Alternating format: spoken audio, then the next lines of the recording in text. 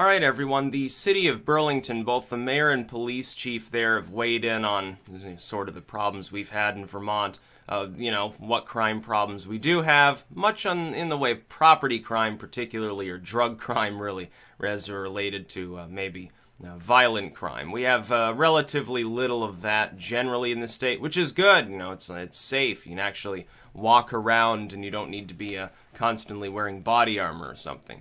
And they've decided to put their focus on better mental health. That is, treatment for people. Addiction would definitely go in with this, but also people who have chronic depression that's related, of course, to suicide. People who have, some other disorder, maybe leads to violence or leads to some other form of crime, or indirectly so. Sometimes someone can have they have a severe anxiety disorder, so they fail to get a good job, and then they're impoverished, or maybe they're stealing to make ends meet to get a loaf of bread. These are problems that do need to be addressed within society. It's good that they're focusing on that, because what a lot of places will do is they'll throw money at the issue just for more policing. And they'll say, well, crime is crime is crime, and they don't really care about anything beyond that. And they fail. They whack themselves in the head over and over trying to do this. It doesn't have an effect, so they say, oh, well, we need more funding, we need more beat officers, we need more bureaucrats, honestly, unfortunately. And it doesn't do anything. But sometimes, if you can help people that are addicted, or you can help people that have some major disorder to get therapy, to get medication, some sort of treatment, rehab for people, usually you end up with a lower crime rate over time. You've got less people that are under severe social stress, under severe fiscal stress. That's generally good for a community. Now, Vermont communities, I know I've ragged on Vermont politicians, especially on the opiate crisis. But I can tell you this, despite some decay and blight in some areas, by and large, Vermont communities are pristine compared to a lot of parts of the United States. Now, some people think this series is basically me talking about all the problems in Vermont. I can assure you that that's not actually the case.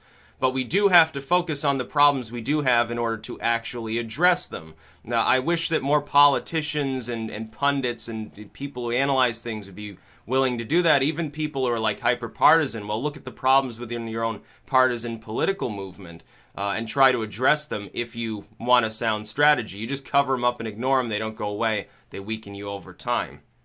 But by actually being willing to admit that there is an opiate crisis in Vermont, there are problems currently with the treatment of the mentally ill that we have here, from lack of facilities on through.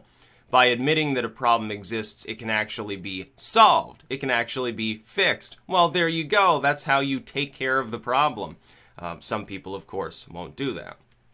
It's a good thing that the city of Burlington has decided to go down that route. It'll be helpful long term.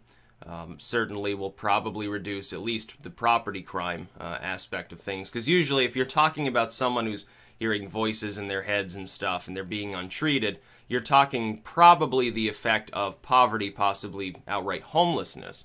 You're not necessarily talking about someone who's going around going psychotic and bludgeoning people. You're talking about somebody who, with proper treatment, would be able to live normally, have a job, a place to live, more social entanglements. And that's the other component when you're trying to build a community.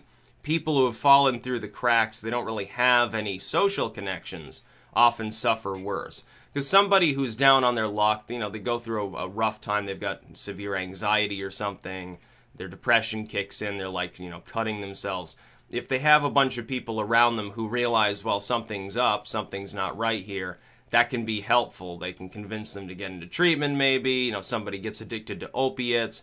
Well, son, you really need to get into rehab or something like that.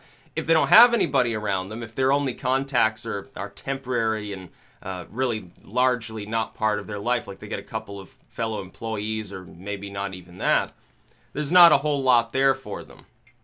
For somebody like that who's totally alone, I would assume, especially on the anxiety disorder part of the spectrum, it'd also be terrifying to try to seek help. You don't have anybody to sort of partner up with you and help you do that. Walking into a big, bleak state office, probably not the first thing on your list. You're probably putting that off for when things get worse, honestly, and trying to cope with it yourself as opposed to doing so. So it's good that the state of Vermont has decided, largely, the whole state, and Burlington in particular, goes after that angle. That's also, by the way, how you do reduce gun crime. A lot of times, we're talking about people who clearly have mental illnesses that are engaged in some of the worst mass shootings and things. Sometimes these people have simply snapped. If they were caught and didn't kill themselves, they wouldn't even be found fit to stand trial in half of these cases. They'd be dragged off to a nut ward for the next 30, 40 years. Now, we've got to keep that in mind, too, that it's also a way to protect a community, not just the person at hand. That's about all. Peace out.